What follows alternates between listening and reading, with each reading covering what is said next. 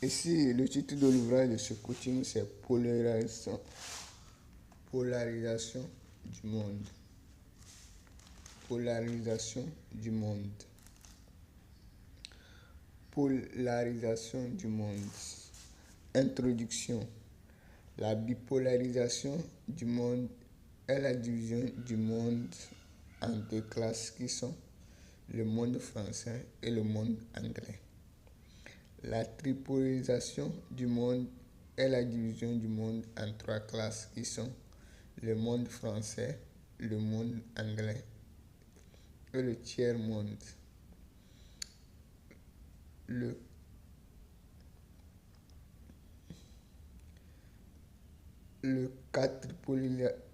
quatripolarisation du monde est la division en quatre classes qui sont le monde français, le monde anglais, le tiers-monde et le monde africain. Le centripolarisation du monde est la division du monde en cinq classes qui sont le monde français, le monde anglais, le tiers-monde, le monde africain et le monde des entrepreneurs libres. Cette polarisation influence énormément le monde du travail ou le monde professionnel d'un pays. Déjà, deux langues divisent le monde en deux parties, à savoir l'anglais et le français. Ces deux langues dominent le monde de l'école, de la naissance, d'où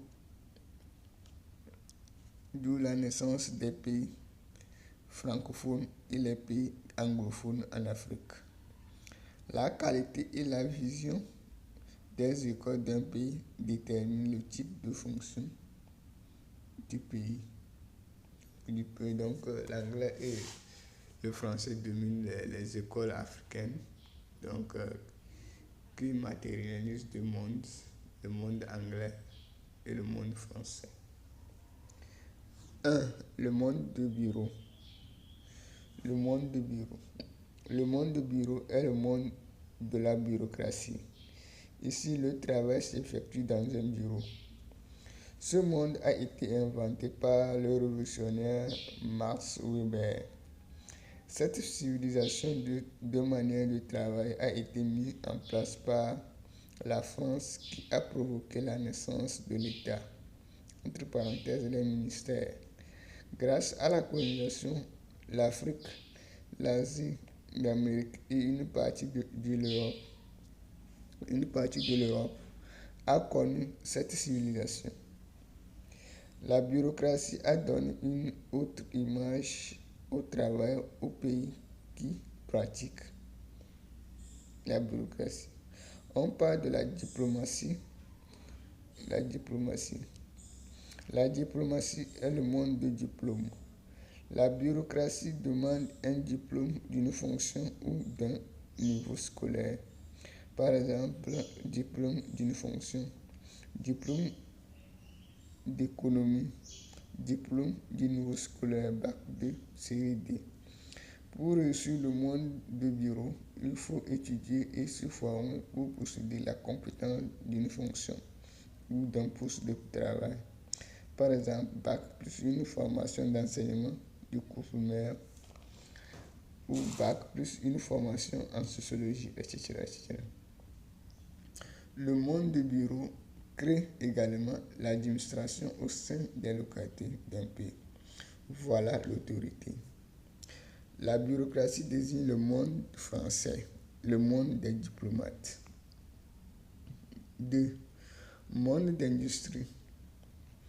Le monde d'industrie est la transformation d'une matière première à un produit fini ou à un produit manufacturé destiné à satisfaire un besoin aux habitants d'une localité. Ce monde a été inventé par James Watt. Cette civilisation de manière de travail a été mise en place par l'Angleterre qui a provoqué la naissance de l'employeur et de l'employé au sein d'un pays, c'est-à-dire le secteur privé. Le monde d'industrie englobe le monde d'usine. Le monde d'usine est un monde qui a été inventé par le révolutionnaire Taylor. L'usine a pour but de fournir des matières premières aux industries d'une localité donnée. Par exemple, une entreprise agricole qui produit du coton pour les industries d'une localité. Le monde d'industrie et le monde d'usine sont le monde anglais. Pour réussir dans le monde d'industrie, il faut étudier pour avoir un niveau scolaire et remplir les critères d'embauche des industries et des usines de sa localité de résidence pour être embauché par une industrie ou une usine. Par exemple, Bac 2 série D plus une formation d'agriculture au sein d'une entreprise agricole pour être employé au sein de l'entreprise agricole en contrepartie d'un salaire à la fin du mois.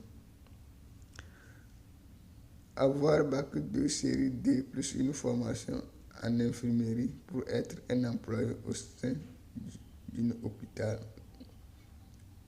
en contrepartie d'un salaire à la fin du mois. Le monde classique. Le monde néoclassique plutôt. Le monde néoclassique. 3. Le monde néoclassique. Le monde néoclassique est le monde des petites entreprises et les micro-entreprises. Cette civilisation de manière de travailler est inventée par les économistes néoclassiques. Cette philosophie est née en Écosse, en Angleterre et en Afrique. Grâce à l'invention du monde d'industrie, le monde néoclassique a perdu sa place en Écosse et en Angleterre en laissant place le monde industrie et le monde d'usine. Le monde néoclassique continue par battre son plein en Afrique. Par exemple, au village, les jeunes se forment en agriculture ou en élevage ou en artisan au sein d'une entreprise. Après leur formation, ces jeunes créent à leur tour des micro-entreprises et des petites entreprises d'agriculture ou d'élevage ou d'artisanat. En ville, les jeunes se forment dans une boutique ou d'un atelier pour posséder la compétence d'un métier et de l'entrepreneuriat pour créer à leur tour une boutique ou un atelier dans le souci d'avoir une source de revenus de substance. Selon la pensée d'un néoclassique, le revenu égale la consommation plus investissement. L'investissement crée le revenu. Tant qu'on investit, on crée le revenu à la fin d'un jour, d'une semaine, de 2 semaines et d'un mois. Pour réussir dans ce monde, l'être humain doit fréquenter pour avoir un niveau scolaire et se former dans un centre de formation pour posséder la compétence d'un métier ou d'un poste de travail et la compétence de l'entrepreneuriat. Par exemple, Bac 1 plus une formation mécanique pour créer un atelier de mécanique. Niveau seconde plus une formation en cuisine pour créer un bar. Bac 2 plus une formation en maçonnerie pour créer un centre de formation de maçonnerie, etc. 4. Le monde classique. Le monde classique. Le monde classique est le monde des besoins. La richesse, c'est le travail. La quantité de travail fourni par jour, par semaine, par 2 semaines et par mois qui constitue le salaire du jour, de la semaine, de 2 semaines et d'un mois pour le travailleur. Cette civilisation de manière de travail du monde est née du monde écosse, du monde anglais et du monde africain. Cette philosophie a été inventée par les économistes classiques, à savoir Adam Smith, Ricardo, etc. Dans ce monde, la réussite est un jeu à jouer pour gagner. Le but d'un travailleur classique, c'est de rendre des services aux habitants d'une localité en contrepartie d'un prix ou d'un salaire.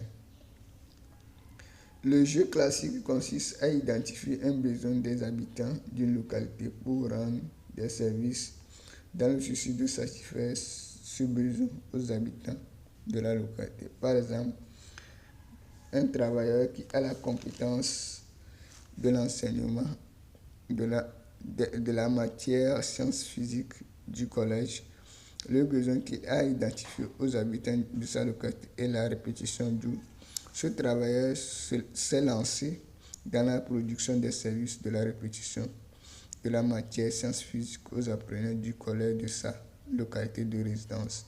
Pour réussir dans le domaine classique, l'être humain doit fréquenter pour avoir un niveau scolaire et se former dans un centre de formation ou dans une université pour posséder la compétence d'un métier ou d'un poste de travail. Le monde d'entrepreneurs libres. Le monde d'entrepreneurs libres. Le monde d'entrepreneurs libres est le monde des services. Ici, un travailleur résout un problème qui handicape la vie des habitants d'une localité ou le fonctionnement des activités des entreprises d'une localité. Le travailleur étudie les activités d'une entreprise et il identifie un problème ou il résout ce problème à l'aide de sa compétence en augmentant le chiffre d'affaires de l'entreprise. Lorsque le travailleur résout le problème, il crée immédiatement le poste de travail au sein de l'entreprise.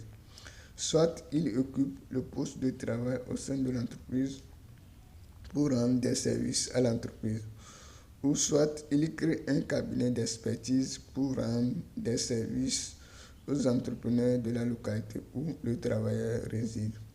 Par exemple, un comptable qui a le nouveau master crée un cabinet d'expertise pour former les jeunes diplômés en comptabilité des expériences de comptabilité pour qu'ils puissent être opérationnels sur le terrain.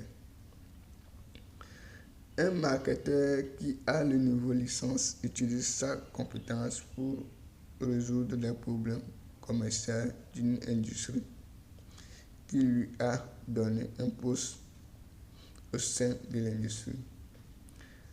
La deuxième manière est de répondre aux questions des habitants d'une localité en vendant des services. Par exemple, un atelier de soudure et de ferraillage qui résout les problèmes de soudure et de ferraillage des habitants d'une localité. Donc, pour réussir dans ce monde, l'être humain doit fréquenter pour avoir un niveau scolaire et se former dans un centre de formation ou dans une université pour posséder la compétence d'un métier ou d'un poste de travail. Se former en entrepreneuriat, en marketing, en montage, entre parenthèses, création d'entreprise et la gestion des affaires d'une entreprise. Donc, il est nécessaire de connaître ce type de monde pour pouvoir organiser, donc même pour pouvoir prendre des décisions au sommet de l'État. Donc, savoir. Donc, chaque citoyen doit savoir quels sont les mondes de travail de leur pays pour pouvoir s'organiser, pour pouvoir partager et comprendre sa vision. Donc, on a numéro 1, le monde 1, le monde de bureau, 2, le monde d'industrie, 3, le monde néoclassique, 4, le monde classique et 5, le monde d'entrepreneurs libres. Donc, il est question que chaque citoyen maîtrise ces mondes pour connaître le monde du travail de leur pays, pour préparer leur avenir dans le monde professionnel.